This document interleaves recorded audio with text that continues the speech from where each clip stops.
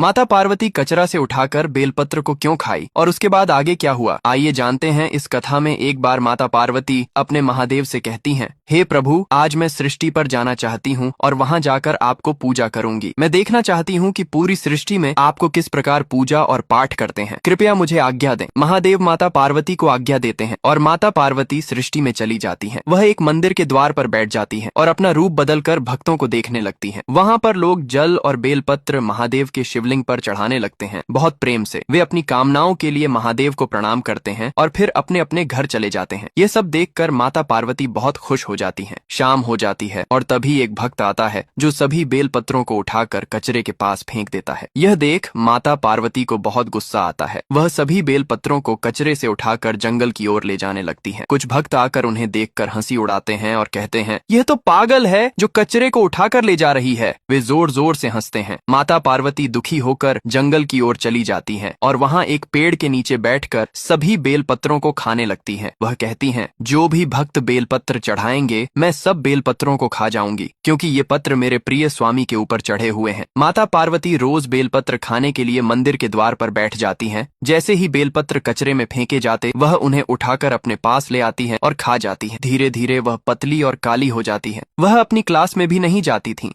और बेलपत्रों के लिए ही ध्यान केंद्रित करती रहती थी। कई दिन बीतने के बाद माता पार्वती ने एक शिवलिंग मिट्टी से बनाया और उसके पास सो गईं। महादेव कई वर्षों बाद माता पार्वती को ढूंढते हुए वहां पहुंचे। उन्होंने देखा कि माता पार्वती बहुत पतली और काली हो चुकी हैं और उसी मिट्टी के शिवलिंग के पास सोई हुई हैं। महादेव माता पार्वती का चेहरा देखना चाहते थे तो उन्होंने कहा, हे देवी, तुम कौन हो जो इतनी काली और पतली हो? इतनी घिनौनी शक्ल तुम्हारी कैसे हो सकती है और तुमसे कौन विवाह करेगा? माता पार्वती घूंघट से ही बोली, मुझे ऐसी बात मत करो और मेरी सूरत को देखकर हंसी मत उड़ाओ। तुम्हारी सूरत भी तो कोई खास नहीं है। महादेव ने कहा, मेरी सूरत कर्पूर गौरम करुणावतारम है, संसार सारम भुजगेंद्र हारम है, सदा वसंतम है। तुम मेरे सामने कुछ भी नहीं हो। माता पार्वती दुखी होकर जंगल की ओर जाने लगी। महादेव ने उनका हाथ पकड़ लिया और अपनी गंगा जटाओं से उन्हें स्नान कराया। इससे माता पार्वती का चेहरा सुंदर और आकर्षक हो गया। माता पार्वती खुशी से महादेव के गले लग गईं। महादेव बोले, हे देवी, हम तो तुम्हारे प्रेम में हार गए हैं। तुमसे बढ़कर इस सृष्टि में कोई भक्त नहीं है। तुमने मुझे अपने प्रेम में हरा दिया है। अब मैं और भी शक्तिशाली हो गया हूँ और मेरा प्रेम अमर हो गया है। इसके बाद महादेव नंदी बाबा पर सवार होकर माता पार्वती को लेकर चल पड़े। तभी महादेव बोलते हैं,